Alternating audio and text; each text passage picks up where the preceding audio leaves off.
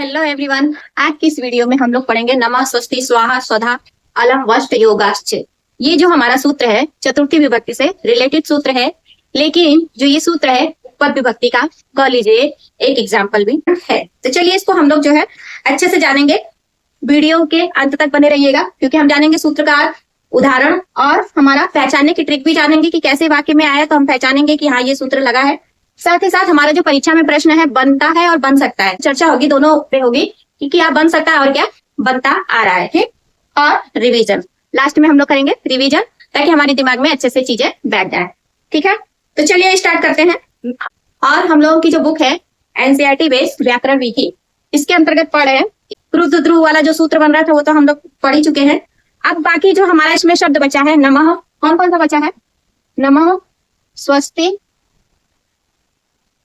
और दिया है स्वधा स्वाहा। आप लोगों की जो बुक है इसमें 4 ही है, अंत में है निवेदन करना। तो जो ये निवेदन करना है इसका इस सूत्र से मतलब नहीं है, इसलिए इसके अंतर्गत हम नहीं रखेंगे। और अगली वीडियो जो इसमें बच जा रहा है सूत्र के अलावा जो शब्द बचे हैं उसको मैं अगली वीडियो में पढ़ा दूंगी, ठीक है। परेशान मत होइएगा आप लोग। जो सूत्र बन रहा है और पहले उसके बारे में अच्छे से समझ लीजिए। अब है ये आप लोगों की बुक में ये 4 है, नमः, स्वस्ति, स्वाहा, स्वधा। ये जो चारों शब्द है, अब इसका मतलब क्या है? नमः का मतलब क्या है? नमस्कार। क्या है? नमस्कार। अब जैसे रोजमर्रा की जिंदगी में हम लोग, अब कुछ घरों में कल्चर होता है कि सुबह उठते हैं तो अपने माँ बाप के पैर छूते हैं, या सुबह हम लोग उठते हैं तो भगवान को देखते हैं और भगवान को ऐसे हाथ जोड़ के जो है प्रणाम करते हैं। या फिर हम जब कह लीजिए बाहर जाते हैं, परीक्षा देने जाएं चाहे स्कूल जाएं, कहीं ना कहीं आज भी हमारा जो कल्चर है कि बच्चे जब स्कूल जाते हैं तो अपने घर में जितने भी बड़े लोग हैं सबका पैर छू के जाते हैं या प्रणाम करके जाते हैं। बाहर भी कहीं जा रहे हैं, विदेश जा रहे हैं, कहीं भी जा रहे हैं तो प्रणाम करके जाते ही जाते हैं। तो नमस्कार करना, प्रणाम करना एक ही बात है। तो ये जो नमः का मतलब क्या हो गया? नमस्कार करना। अब बात आती है स्वस्ति। स्वस्ति का मतलब क्या होता है? कल्याण। जैसे आप समझ सकते हैं आशीर्वाद रूप में। जैसे हम जब पेपर देने जाते हैं तो पैर छूते हैं अपने घर में बड़ों के, तो कहते हैं कि तुम्हारा पेपर अच्छा जाए। या फिर हम ये भी कहते हैं कि मेरी शुभकामनाएं आपके लिए। या फिर आपने ये भी शब्द सुना होगा कि तुम्हारा कल्याण हो, ठीक है। तो स्वस्ति का मतलब यहाँ पे कल्याण से ही है, या शुभकामना भी आप समझ सकते हैं, शुभकामना देना। स्वस्ति का मतलब संस्कृत में जैसे इंग्लिश में ब्लेसिंग होता है यानी आशीर्वाद देना या उसकी शुभकामना करना, वैसे ही संस्कृत में स्वस्ति का मतलब क्या है? शुभकामनाएं देना, ठीक है। जैसे कोई बाहर जा रहा है, पैर छू के जा रहा है, तो हम उसको कहते हैं तुम्हारा पेपर अच्छा जाए, चाहे तुम्हारा इंटरव्यू अच्छा जाए या तुम्हारी जॉब लग जाए, ठीक है। तो ये जो बातें हम बोलते हैं वो स्वस्ति के अंतर्गत आता है। तो हमारा जो है नमः का मतलब नमस्कार हो गया, स्वस्ति का मतलब शुभकामनाएं देना, एक तरह से समझ लीजिए। अब बात आती है स्वधा। स्वधा शब्द है, आप यूं समझ सकते हैं पितरों को जो हम तर्पण करते हैं या श्राद्ध करते हैं, ठीक है, उसके लिए, ठीक। अब बात आती है स्वाहा। स्वाहा को भी समझ लीजिए, घर में ही हम अपना पूजा पाठ का कोई फंक्शन यदि रखते हैं तो अंत में क्या होता है? हवन होता है। क्या होता है? हवन होता है। तो उसमें जो है स्वाहा स्वाहा करके ऐसे 3 उंगली से ऐसे जो है हम लोग मिक्स रहता है हवन की सामग्री, उसको ऐसे ऐसे करके अग्नि में डालते हैं। कोई भी मंत्र बोलते हैं स्वाहा, ठीक है। तो यहाँ पे स्वाहा का मतलब समझ सकते हैं आप, भगवान को पूजा करके प्रसन्न करना, या हम कह सकते हैं भगवान जी के लिए जो हम स्वाहा प्रसन्न पूजा करते हैं, हवन करते हैं भगवान को प्रसन्न करने के लिए, तो उनको जो भोग लगा रहे हैं, ठीक है, उसको किसमें आ जाएगा? हमारा स्वाहा शब्द में आ जाएगा। आप इस तरह भी कह सकते हैं कि जो वैदिक शब्द है एक तरह से पूजा पाठ से संबंधित है, जो भगवान की पूजा के लिए प्रयोग किया जाता है, ठीक है। स्वधा जो है पितरों के पूजा पाठ के लिए और उनके तर्पण के लिए जो प्रयोग होता है वैदिक पूजा पाठ, उससे है। और स्वस्ति किसी के कल्याण के लिए कह रहे हैं कि तुम्हारा कल्याण हो, या तुम्हें मेरी शुभकामनाएं है कि तुम्हारा पेपर अच्छा जाए, चाहे तुम्हारा जो है इंटरव्यू अच्छा जाए, उस तरह से, ठीक है। तो आपके बुक में जो है ये 4 शब्द हैं। इसी 4 शब्दों को आप अलग अलग याद करेंगे। अब इस सूत्र को याद करने से क्या फायदा है कि एक बार याद करेंगे, इसमें आपको नमः, स्वस्ति, स्वाहा, स्वधा, अलम, वष्ट, योगाश्च। योगाश्च का मतलब इनके योग में क्या आता है? चतुर्थी विभक्ति आता है। अब चतुर्थी विभक्ति का काम क्या है? देने का। चतुर्थी विभक्ति के अंतर्गत हम किसी को कोई चीज देते हैं, लेकिन अब ये जो नमः है, स्वस्ति है, स्वधा है, स्वाहा है, इसमें भी हम दे ही रहे हैं, लेकिन किस रूप में दे रहे हैं? अदृश्य रूप में दे रहे हैं, या आप कह सकते हैं इनडायरेक्ट रूप में दे रहे हैं। अब जैसे नमः में हम क्या नमस्कार कर रहे हैं, तो जब हम किसी को नमस्कार करते हैं तो अपना क्या समझिए, एक तरह से हम समर्पण भाव दे रहे हैं, ठीक है। अब यहाँ पे भाव से ही संबंधित है, समझिए ये सारी चीजें। स्वस्ति, अब हम किसी को कह रहे हैं कि तुम्हारा कल्याण हो, तो कल्याण हो तो यानी उसके लिए हम क्या आशीर्वाद मांग रहे हैं, एक तरह से उसकी चिंता कर रहे हैं, तभी ना कह रहे हैं कि तुम्हारा कल्याण हो, तुम आगे बढ़ो। ठीक है। फिर है स्वधा। स्वधा में जो हम पितरों को भोग लगाते हैं, कई किस्म का जो है खाना बनाते हैं, फिर पहले कौवे को खिलाते हैं, फिर उसके बाद जो है ब्राह्मण लोगों को खिला के उन लोगों को दान पुण्य करके फिर अपने खाते हैं। तो इसमें भी हम क्या करें कि जो हमारे पूर्वज हैं, जो अब इस दुनिया में नहीं है, मर चुके हैं, तो उनको भी कहीं ना कहीं हम क्या अपना जो है एक तरह से समझ लिए सम्मान दे रहे हैं कि हाँ आप नहीं है, उसके बावजूद भी हम आपके लिए इतनी चिंता फिक्र कर रहे हैं कि आपका जो ये समय है पूजा पाठ का, वो हम आपके लिए अर्पित कर रहे हैं। तो यहाँ पे भी वो पितरों के लिए आ गया। फिर ऐसे ही स्वाहा भगवान के लिए, तो पूजा जब होती है कोई भी, तो अंत में हवन होता ही है। अब उस हवन में भी हम जब स्वाहा करके डालते हैं, तो उसका भी मतलब क्या है, कहीं ना कहीं से कि भगवान हमारी जो है रक्षा करे, हमसे जो भूल चूक उसको माफ करे। या फिर उसमें जो है हम लोग जो भोग डालते हैं, अंत में देखते होंगे कि पंडित जी पूरी और नारियल रक्षा लपेट के उस नारियल के अंदर जितना भी भोग बना रहता है सब डाल के उस अग्नि में, हवन में डाल देते हैं। क्यों? कि ये जो भोग हम बनाए हैं इसको आप स्वीकार करिए। तो उनको भी जो भोग अर्पण कर रहे हैं, चाहे तर्पण कर रहे हैं, चाहे स्वस्ति स्वाहा, सारा क्या है कहीं ना कहीं अदृश्य रूप से हम भगवान को दे रहे हैं, चाहे पितरों को दे रहे हैं, चाहे अपने जो प्रियजन है उनके लिए शुभकामनाएं कर रहे हैं, नमस्कार कर रहे हैं। तो सब क्या है कहीं ना कहीं दे रहे हैं, किस रूप में? इनडायरेक्ट रूप। ठीक है। एक देना होता है देना। अब जैसे ये मार्कर मैं किसी को दूंगी तो ये दिखेगा कि हाँ दे रहा है। अब हम किसी को पूजा पाठ के जरिए जो है दे रहे हैं, अपना भाव दे रहे हैं, तो वो नहीं दिखेगा। लेकिन इतना है कि जिसको हम दे रहे हैं तो उसको किसी ना किसी अदृश्य रूप से हम दे ही रहे हैं। तो ये सब चीजें क्या अदृश्य रूप से देना है। ठीक। तो चतुर्थी इसमें भी लगेगी, लेकिन ये शब्द आ जाएगा तब, नमा आ जाएगा, चाहे स्वस्ति स्वधा चाहे स्वाहा। ठीक है। तो चलिए इसको अच्छे से समझते हैं। तो अभी तो हम लोग मतलब जैसे रोजमर्रा की जिंदगी में जो एग्जाम्पल मैं दी हूँ आप लोगों को समझाने के लिए दी। ठीक है। ताकि आप लोग इसको जब मैं समझाऊं तो आप लोग अच्छे से समझ सके। तो चलिए इसको हम सूत्र का अर्थ समझते हैं। तो ये जो हमारा नमः स्वस्ति स्वाहा है, अलग अलग याद करना पड़ेगा। अब अलग अलग याद करने से बढ़िया है कि एक सूत्र याद कर ले, फिर हमेशा के लिए छुट्टी। ठीक है। अब सूत्र याद कर लेंगे तो दिमाग में कहीं ना कहीं तो बैठा रहेगा, जब उसे हम बोलेंगे तो आ ही जाएगा। अब हम ही अपने घर में मम्मी को मम्मी बोलते हैं, पापा नहीं बोलते हैं। क्यों? क्योंकि हम जानते हैं कि ये मेरी मम्मी है, ये मेरे पापा है, या फिर मेरा भाई है, या किसी का नाम है, सबका नाम याद रहता है। यहाँ तक कि क्लास में जो टीचर है उनको भी नाम याद रहता है, या बच्चे हैं तो उनको अपने टीचरों का नाम याद है। क्यों याद है? क्योंकि वो जान गए हैं कि ये चीज जो है ये टीचर ये सब्जेक्ट पढ़ाते हैं। तो दिमाग में उनका बैठा तभी ना जानते कि ये मैथ के टीचर है, ये साइंस के टीचर है, या मेरे मम्मी है, पापा है, चाचा है। क्या चाचा को कभी हम बोलते हैं? पापा नहीं बोलते हैं। पापा को ही पापा बोलते हैं। क्यों? क्योंकि हमारे दिमाग को पता है कि ये हमारे पापा है, ये चाचा है। तो ऐसे ही जब हम सूत्र याद कर लेंगे तो पता चलेगा कि ये सूत्र जो है चतुर्थी विभक्ति से रिलेटेड है, और इसके अंतर्गत जितने भी शब्द आते हैं सब में क्या लगेगा? चतुर्थी विभक्ति ही लगेगा। अब एक एक याद करेंगे तो अब आपकी मर्जी, आपको यदि एक एक याद करना तो वैसे ही याद कर लीजिए। अब वैसे मैं सहूलियत के लिए सूत्र बना के दे रही हूँ। सूत्र आप अभी याद कर लेंगे तो आगे भविष्य के लिए जो है आप ही लोगों का फायदा होगा। ठीक है। जब सूत्र सामने आएगा तो तुरंत जो है समझ जाएंगे आप लोग। ठीक। तो आप यूं समझ सकते हैं मैं अभी और आने वाले समय दोनों के लिए प्रिपेयर कर रही हूँ आप लोगों को। ठीक।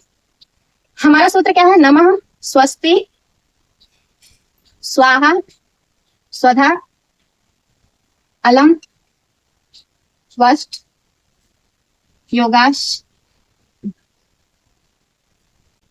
अब ये जो सूत्र है लंबा चौड़ा तो है, लेकिन क्या है इसको अभी हम तोड़ेंगे तो ये हो जाएगा छोटा, और जब इसको हम जान जाएंगे तो क्या हो जाएगा? कठिन से सरल। ठीक। तो चलिए इस सूत्र को जब हम तोड़ते हैं क्या करते हैं? इस सूत्र को जब हम तोड़ते हैं तो एक शब्द हमारा आएगा नमः, एक स्वस्ति आएगा, एक स्वाहा, एक स्वधा, एक अलम, एक वष्ट, एक योगा और एक च। ठीक है।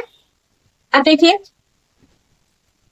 ये क्या आया? नमः, फिर स्वस्ति, फिर क्या है? स्वाहा, फिर क्या है? स्वधा, फिर क्या है? अलम। अब ये जो ऐसे एस बनता है, ठीक है, संस्कृत में इसको क्या बोलते हैं? अवग्रह चिन्ह बोलते हैं।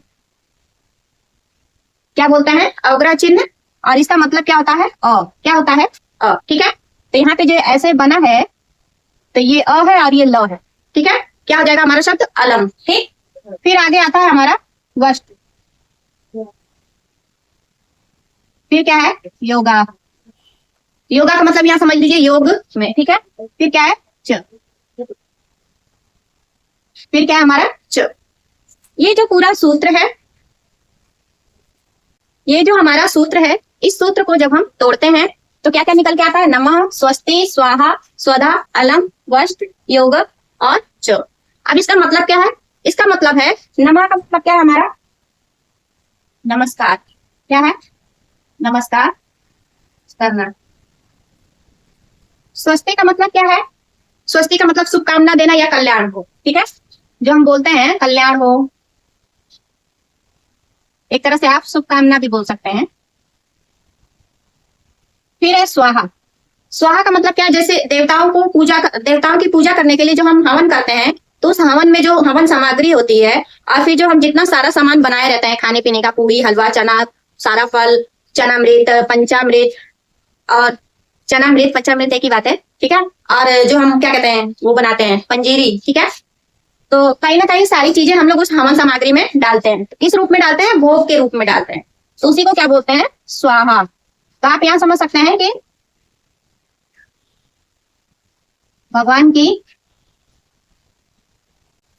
तो स्वाहा का मतलब आप क्या समझ सकते हैं? भगवान की पूजा सामग्री का भोग, ठीक है। मतलब मैं बिल्कुल समझिए इजी वे में बता रही ताकि आप लोगों को समझ में आ जाए। स्वधा का मतलब क्या है? अब स्वधा का मतलब है कि जो हमारे पितृ लोग हैं, ठीक है, पितरों का तर्पण, यहाँ भगवान का पूजा होगा, ये यहाँ पे पितरों का तर्पण। आलम मीन्स क्या हो जाएगा हमारा? आलम का मतलब आप लोग समझ लीजिए, ये मतलब आप लोगों को बस इतना ही 4 शब्द जानना है, लेकिन इन शब्दों के बारे में मान लीजिए और कोई भी बच्चे देख रहे हैं टेट से टेट के बेस किसी भी एग्जाम की तैयारी यदि कर रहे हैं, तो उनको उनके लिए मैं बता दूं, आप लोग इन चारों शब्द, ये 4 शब्द आप लोगों के लिए मेन है, इन 4 शब्दों के बारे में आप लोग जरूर समझिएगा, ठीक है। इसको भी आप लोग जान लीजिए तो अच्छी बात है। आलम का मतलब क्या होता है? जैसे कहीं युद्ध हो रहा है, अब जैसे कुश्ती होती है तो 2 लोगों के बीच होती है, या फिर देवताओं या असुरों के बीच जो युद्ध होता है, तो उसमें जो भगवान होते हैं हरि, यानी जो श्री कृष्ण जी कह लीजिए चाहे विष्णु भगवान जी, तो कहते हैं ना कि हम देवता लोग कहते हैं ना कि इन असुरों के लिए हमारे जो हरि हैं पर्याप्त हैं, यानी श्रेष्ठ हैं। यहाँ आलम का मतलब पर्याप्त और सामर्थ्य से मतलब है, ठीक है। क्या है आलम का मतलब? सामर्थ्य या फिर पर्याप्त, ठीक है। अब है वष्ट। अब वष्ट का मतलब भी क्या है? जैसे हम किसी पूजा से ही मतलब है, भगवान की पूजा से ही मतलब है, समझ लीजिए। वष्ट का मतलब क्या है? भगवान की पूजा। भगवान की पूजा जो स्पेशल तौर से करता है ना कि जैसे महामृत्युंजय जप हुआ, या फिर विष्णु सहस्त्र नाम, जो हमारी कह लीजिए स्पेशल पूजा होती है, तो उसकी जो तैयारी होती है। अब हवन में क्या है? सभी देवताओं का आवाहन होता है, तो सभी लोगों का वो हो जाता है। अवष्ट में क्या होता है कि जैसे जो स्पेशल किसी एक भगवान के लिए जो पूजा की जाती है, चाहे उसका मंत्र जाप करके कहा जाए, या जैसे हमारी शनि की ढैया है, और कह लीजिए कि महामृत्युंजय का जाप है, या रुद्राभिषेक, ये सब जो है वो वष्ट के अंतर्गत आएगा, ठीक है। योगाष्ट मतलब योग में, योगाष्ट मतलब क्या हो गया? योग में, ठीक है। और च का मतलब क्या हो गया हमारा? और क्या हो गया? और। तो अब इस पूरे सूत्र का मतलब क्या है कि जब कहीं नमः, स्वस्ति, स्वधा, अलम, वष्ट और अलम और वष्ट के योग में हमारा क्या लगेगा? चतुर्थी विभक्ति लगेगा। तो पूरा जो है संक्षेप में इस सूत्र का पूरा निचोड़ निकल के यही आता है कि जब किसी वाक्य में हम किसी को नमस्कार कर रहे हैं, किसी के लिए शुभकामनाएं दे रहे हैं, या उसके कल्याण की कामना कर रहे हैं, या फिर भगवान का हवन कर रहे हैं, उसमें जो भोग लगा रहे हैं वो या फिर स्वधा यानी कि जो हमारे पितृ लोग हैं उनका जो हम तर्पण कर रहे हैं, ठीक है, उससे मतलब है। अलग जैसे किसी के बीच युद्ध हो रहा है, उसमें कहे कोई कि मैं अकेला ही काफी हूँ, मतलब मैं ही पर्याप्त हूँ, मैं इन सबों का एक साथ ही। अब फिल्मों में आप लोग अक्सर सुने होंगे, मैं इसके लिए जो है अकेला काफी हूँ, हीरो लोगों का डायलॉग रहता है ना कि मैं अकेला काफी हूँ इसके लिए, ठीक है। तो फिर योग हो जाएगा। और वष्ट, वष्ट मतलब क्या? जो किसी विशेष भगवान की पूजा विशेष हिसाब से की जाती है, स्पेशल पूजा की, समझ लीजिए आप, स्पेशल पूजा की जाती है, उसको बोलते हैं कि योग में क्या लगेगा? चतुर्थी विभक्ति लगेगा, ठीक है। इतनी बात समझ में आ गई। अब चलिए इसको समझते हैं उदाहरण से। किससे समझते हैं? उदाहरण से। इतनी बात समझ में आ गई आप लोगों को? जो क्लास 6 से लेकर 12 तक वीक के बीच के हैं, तो 9th और 10th और 11th 12th ये लोग जो है मेन जो है नमः, स्वस्ति, स्वाहा, स्वधा, इन चारों पे ज्यादा ध्यान रखिएगा। पता चल गया शब्दों के बारे में, अच्छी बात है, लेकिन जो विशेष तैयारी आपकी नमः, स्वस्ति, स्वाहा, स्वधा, इससे ज्यादा एग्जाम्पल पूछा जाएगा, क्योंकि आपकी बुक में यही 4 दिया हुआ है, ठीक है। अब बाकी जो बच रहा है उसके लिए मैं अलग वीडियो बनाऊंगी, परेशान मत होइएगा आप लोग। अभी जो फिलहाल जिसका जो सूत्र बन सकता है वही मैं बता रही हूँ, ठीक। तो अब उदाहरण, हम लोग सूत्र का अर्थ जान गए, अब चलिए उदाहरण से समझते हैं। और मैं आपकी बुक का ही उदाहरण ले रही हूँ ताकि आप लोग जो है इसको देख लें और परेशान ना होके, ठीक है। तो मैं पहले सारे उदाहरण लिख ले रही हूँ, फिर समझा रही हूँ, ठीक है, नहीं तो फिर क्या है वीडियो काफी लंबी हो जाएगी। अब ये जो है आप लोगों की बुक का ही एग्जाम्पल है और उस आधार पे जो अर्थ है वही मैं लिखी हूँ ताकि आपको कंफ्यूजन में ना हो, ठीक। मैंने आप लोगों को मतलब जैसे सरल भाषा में जो आप लोग समझ सकते हैं उस बेस पे बताई हूँ अभी, ठीक। ये आप लोगों की बुक में ऐसे अर्थ दिया है और ये एग्जाम्पल दिया है, ठीक है, और ये शब्द दिया है। अब आप लोगों की बुक में, आप लोगों की बुक के अनुसार क्या है कि नमः स्वस्ति स्वधा स्वाहा। यदि ये शब्द वाक्य में दिख रहा है तो उसमें भी हम क्या लगाएंगे, चतुर्थी विभक्ति लगाएंगे, ठीक है। अब इस सूत्र को आप सूत्र रूप में याद करिए, चाहे अलग अलग याद करिए, आपकी मर्जी, ठीक है। सूत्र बन रहा है नमः स्वस्ति स्वाहा स्वधा अलम वष्ट योगाश्च, ठीक है। इसको 2-3 बार बोलेंगे तो याद हो जाए। ये जो हमारा पहला उदाहरण है नमः, इसका अर्थ क्या दिया है, नमस्कार या प्रणाम, कुछ भी आप कह सकते हैं। गुरुवे नमः, गुरुवे नमः, गुरु को नमस्कार। हिंदी में हम, अब ये जो सूत्र है नमः स्वस्ति स्वाहा स्वधा, ये जो सूत्र है हमारा उपपद विभक्ति का एग्जाम्पल है, ठीक है। अब उपपद विभक्ति का एग्जाम्पल कैसे ये भी समझ लीजिए। गुरुवे नमः, गुरुवे नमः जो उदाहरण दिया है इसको जब हम हिंदी अनुवाद करते हैं तो क्या आता है, गुरु को नमस्कार, चिन्ह क्या आ रहा है, को आ रहा है, ठीक है, कर्ता ने कर्म को। तो हमारा चिन्ह के अनुसार इसमें गुरु में कौन सी विभक्ति लगनी चाहिए थी, द्वितीय विभक्ति। कौन सी लगनी चाहिए थी, द्वितीय। लेकिन नमः शब्द, गुरुवे नमः, नमः शब्द आ गया। अब इस नमः शब्द के आने की वजह से ये जो गुरु है इसमें द्वितीय विभक्ति लगनी चाहिए थी, लेकिन क्या लग गई, चतुर्थी लग गई, ठीक है। तो ये जो नमः है क्या है, कहीं ना कहीं शब्द है, और जब शब्द की वजह से वाक्य में विभक्ति लगती है तो उसे हम क्या कहते हैं, उपपद विभक्ति कहते हैं। मैंने जो है कारक विभक्ति और उपपद विभक्ति के ऊपर वीडियो भी बना रखी हूँ, विभक्ति के प्रकार, उसको आप लोग जाके जरूर देखिएगा। यदि आपको विभक्ति के प्रकार संस्कृत में नहीं पता है, विभक्तियां कितनी होती है वो अलग बात है, लेकिन विभक्ति के प्रकार 2 है, कारक विभक्ति और उपपद विभक्ति। कारक विभक्ति क्रिया के आधार पर लगती है और उपपद विभक्ति वीआईपी शब्दों, मैंने वीआईपी शब्द इसलिए दिया ताकि आप लोगों को समझ में आ जाए। मतलब जो विशेष शब्द है उसके आने की वजह से जब वाक्य में विभक्ति लगती है तो उसे हम क्या कहते हैं, उपपद विभक्ति कहते हैं। तो यहाँ नमः शब्द आ गया, गुरु में द्वितीय विभक्ति लगनी चाहिए थी, लेकिन नमः शब्द आने की वजह से गुरु शब्द में कौन सी विभक्ति लग गई, चतुर्थी लग गई। तो ये किसका एग्जाम्पल हो गया है, हमारा उपपद विभक्ति का, ठीक। और दूसरा क्या दिया है, स्वस्ति, इसका अर्थ क्या है, कल्याण हो, स्वस्ति प्राणिभ्यः। अब प्राणभ्यः का मतलब, प्राणिभ्यः का मतलब क्या है, प्राणियों से, ठीक, प्राणियों का कल्याण हो, ठीक है। अब देखिए हिंदी अनुवाद क्या कर रहे हैं तो क्या आ रहा है, प्राणियों का कल्याण हो, प्राणियों का, और का किसका चिन्ह है, कर्ता ने कर्म को करण से संप्रदान के लिए अपादान से संबंध काकी के अधिकरण आधार में पर, ठीक है, अधिकरण में पर हो गया, काकी किस में आ रहा है, षष्ठी में आ रहा है। तो यहाँ जो है षष्ठी विभक्ति लगती प्राणी में, लेकिन हमारा जो ये शब्द आया है स्वस्ति, स्वस्ति शब्द आने की वजह से यहाँ पे षष्ठी विभक्ति ना लग के क्या लग गया है, चतुर्थी विभक्ति लगा है, ठीक है। कौन सी विभक्ति लगी है, चतुर्थी। चतुर्थी विभक्ति क्यों लगी है, स्वस्ति शब्द आने की वजह से। आई बात समझ में। तो ये भी क्या है, उपपद विभक्ति का ही एग्जाम्पल है। और स्वस्ति क्या है, शब्द है। अब जब शब्द के आने की वजह से विभक्ति लग रही है वाक्य में तो वो उपपद विभक्ति होगा कि नहीं होगा। अब है स्वधा, अगला हमारा उदाहरण क्या है, स्वधा है। स्वधा शब्द का हिंदी क्या है, स्वधा का मतलब क्या है, जो पितरों को हम जल अर्पण करते हैं, ठीक है, पितृभ्य स्वधा। अब यहाँ पे पितरों को जल देना, स्वधा मतलब क्या हो गया, पितरों को जल देना। अब इसका उदाहरण क्या है, पृथिव्य स्वधा। अब ये जो उदाहरण है पृथिव्य स्वधा, इसमें जो क्या है, कौन सी विभक्ति लगी है, चतुर्थी लगी है। क्यों लगी है, ये जो हमारा स्वधा शब्द है इसके आने की वजह से, ठीक है। अब ये जो डब्बा बना रही हूँ इसमें देखिए नमः शब्द है कि नहीं, स्वस्ति शब्द है कि नहीं, स्वधा शब्द है कि नहीं है, नमः स्वस्ति स्वाहा स्वधा शब्द आ रहा है कि नहीं आ रहा है। अगला है स्वाहा। स्वाहा मतलब जो यहाँ पे भगवान को जो हम समर्पित कर रहे हैं पूजा पाठ, उससे मतलब है आग्नेय स्वाहा। जब हवन सामग्री हम लोग डालते हैं तो बोलते हैं ना, मंत्र बोलते जाते हैं स्वाहा स्वाहा स्वाहा करते हैं, तो यहाँ पे स्वाहा शब्द आ गया है। अब स्वाहा शब्द आने की वजह से जो ये हमारा आग्नेय है इसमें कौन सी विभक्ति लगी है, चतुर्थी लगी है। कौन सी लगी है, चतुर्थी। ऐसे ही पितरों को तर्पण, यानी पितरों को आ गया को चिन्ह आया तो द्वितीय विभक्ति लगनी थी, लेकिन लगा क्या है, चतुर्थी। क्यों, स्वधा शब्द आने की वजह से, ठीक है।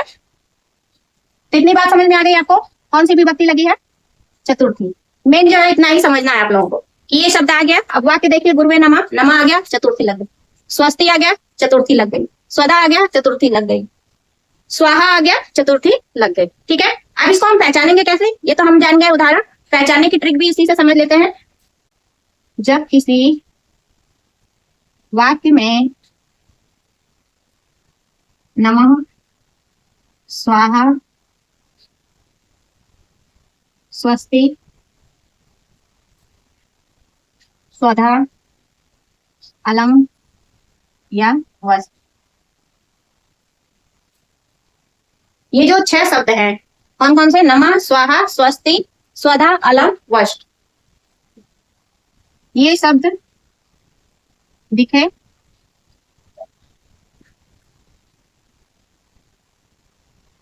तो वहां चतुर्थी विभक्ति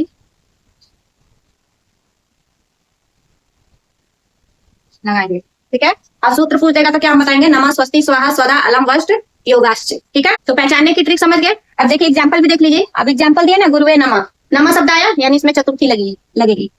स्वस्ति प्राणिभ्य, अब इसमें स्वस्ति शब्द आ गया यानी इसमें चतुर्थी विभक्ति लगा है। पितृभ्य स्वधा, स्वधा शब्द आ गया यानी इसमें चतुर्थी विभक्ति लगेगी। आग्नेय स्वाहा, स्वाहा शब्द आ गया यानी इसमें चतुर्थी विभक्ति लगी हुई है। तो एग्जाम्पल भी देख लिए, शब्द देखने को मिल रहा है कि नहीं? नमः, स्वस्ति, स्वाहा, स्वधा, अलम, वस्त, योगाश्च। ठीक है, तो आपको इन 4 शब्दों पे विशेष ध्यान देना, आप लोग इसी पे ध्यान रखिए। ठीक है, जितना खाना है उतना ही खाइए। ठीक है, नहीं तो आपका हो जाएगा। ठीक, जानकारी रखिए कि मतलब इसका स्वाद क्या है, उसका स्वाद क्या है, लेकिन खाइए उतना ही जितनी आपका जरूरत है। ठीक है, तो चलिए अब क्या जानना है? तो सूत्र का अर्थ जान गए, उदाहरण जान गए, पहचानने की ट्रिक जान गए। अब जानना है हमें परीक्षा में हमारा किस तरह से प्रश्न बनता है और बन सकता है, दोनों जानेंगे। ठीक है, तो चलिए मैं डाल रही हूँ परीक्षा में प्रश्न।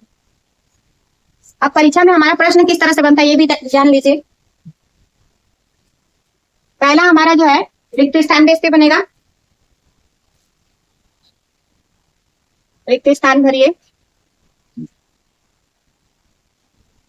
आपको इंग्लिश में जानना है तो फिल इन द ब्लैंक्स। ठीक है, फिर अगला है हमारा वन लाइनर बेस, यानी हिंदी में इसको बोलते हैं अति लघु उत्तरी। ठीक है, अति लघु उत्तरी।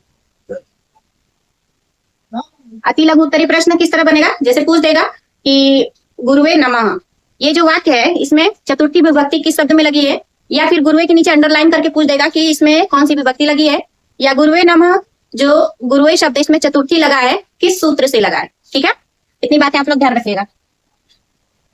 और क्या है, संस्कृत में अनुवाद करिए। अनुवाद बेस पे प्रश्न। अब अनुवाद बेस पे कैसे रहेगा कि हिंदी में दे देगा गुरु को नमस्कार, अब इसका जो है संस्कृत में अनुवाद करिए। ठीक, अगला है हमारा रेखांकित।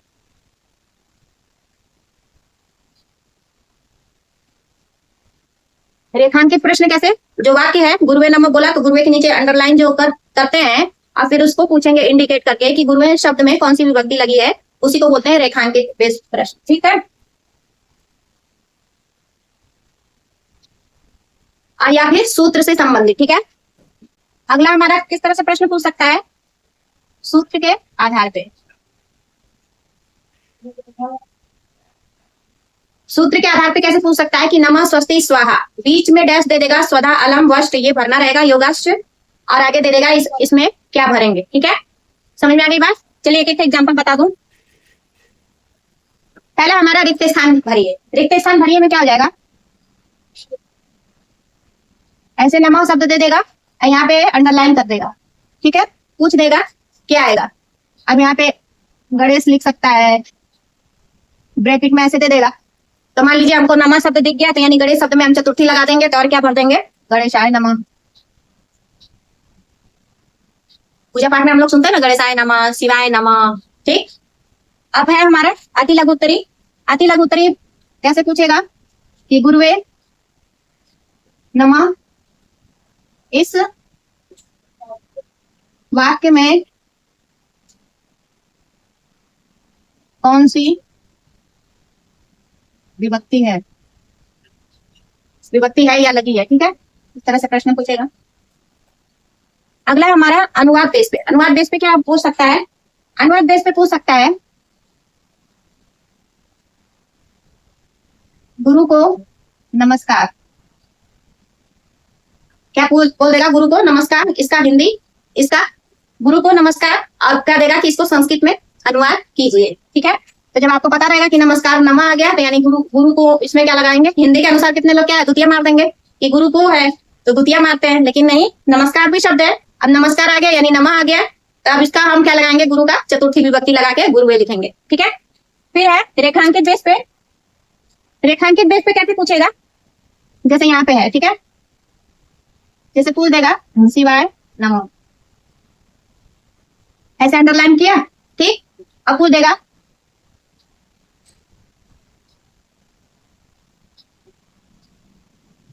शिवाय शब्द में कौन सी विभक्ति लगी है। ठीक है, इस तरह से प्रश्न बन गया। अब क्या सूत्र के आधार पे, सूत्र के आधार पे कैसे पूछ सकता है, सूत्र के आधार पे हमारा पूछ सकता है कि नमः स्वस्ति स्वाहा, आगे ऐसे भरने के लिए कि सूत्र को पूरा कीजिए। ठीक, इस तरह से प्रश्न बन सकता है, बनता है, बन सकता है, दोनों में बता दी। ठीक है, दोनों के लिए आप लोग तैयार रहिए कि क्या बनता है और क्या बन सकता है। ठीक, अब क्या है हमारा रिवीजन। तो चलिए फटाफट हम लोग जो है जितना टॉपिक जानना था, अर्थ जानना था जान गए हैं, उदाहरण जानना था वो भी जान गए हैं, एग्जाम्पल जान गए हैं, पहचानने की ट्रिक भी जान गए हैं, और अंत में हम लोग क्या है किस तरह से प्रश्न बन सकता है और बनता है, दोनों बातें जान गए हैं। तो चलिए इसको 2 मिनट में अपने माइंड में अच्छे से बैठाने के लिए रिवीजन भी कर लेते हैं, ताकि हमारा कोई भी कॉन्सेप्ट जो है अधूरा ना रहे। ठीक है, तो सबसे पहले नमः स्वस्ति स्वाहा स्वधा अलम वष्ट योगाश्च, हमारा जो है आप लोगों की बुक में एक एक शब्द का अलग अलग करके दिया है। ठीक है, जो ये शब्द दिया है नमः स्वस्ति स्वाहा स्वधा, आप लोगों की बुक में ये 4 ही शब्द दिए। ठीक, अब ये जो 4 शब्द हैं इसका एक सूत्र बनता है।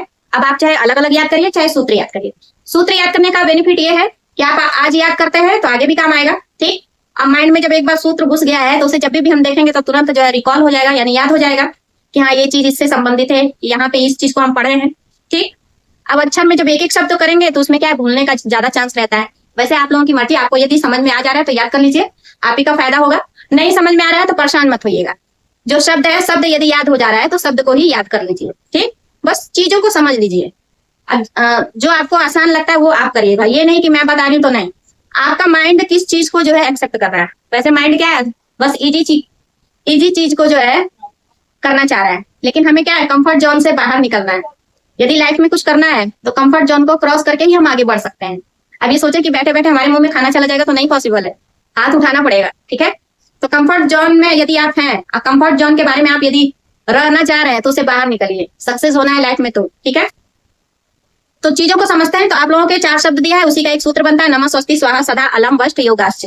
आप लोगों का 4 शब्द से मतलब है नमः स्वस्ति स्वाहा स्वधा। ठीक है, इससे रिलेटेड प्रश्न पूछा जाएगा क्योंकि आपकी बुक में यही दिया है, और आउट ऑफ सिलेबस जो है बाई चांस ही पूछा जाता है, प्रश्न बनेगा तो बुक से ही बनेगा। ठीक, तो ये 4 शब्द किसी वाक्य में ये 4 शब्द आ जाते हैं नमः स्वस्ति स्वाहा स्वधा, तो वहां पे हम कौन सी विभक्ति लगाएंगे, चतुर्थी विभक्ति लगाएंगे। और जो ये नमः स्वस्ति स्वाहा स्वधा है ये क्या है, उपपद विभक्ति का समझ लीजिए एग्जाम्पल है। ठीक, क्यों, क्योंकि नमः भी एक शब्द है, स्वस्ति भी एक शब्द है, स्वाहा भी और स्वधा भी। अब किसी विशेष शब्द के आने की वजह से जब विभक्ति लगती है तो वो किसमें जाता है, उपपद विभक्ति में। ठीक, इतनी बात क्लियर हो गई। अब एग्जाम्पल बेस पे हम क्या पढ़े हैं, गुरुवे नमः, प्राणिभ्य स्वस्ति, और क्या एग्जाम्पल था, पृथिव्य स्वधा, और क्या था, आग्नेय स्वाहा। ठीक है, ये जो 4 शब्द थे इसके भी एग्जाम्पल हम लोग पढ़ चुके हैं। परीक्षा में हम कैसे पहचानेंगे कि किसी भी वाक्य को देखेंगे उसमें नमः स्वस्ति स्वाहा स्वधा शब्द यदि आया है तो हम उसमें कौन सी विभक्ति लगाएंगे, चतुर्थी विभक्ति लगाएंगे। ठीक है, अब है कि हमारे परीक्षा में किस तरह से प्रश्न बनता है, इस तरह से बनता है।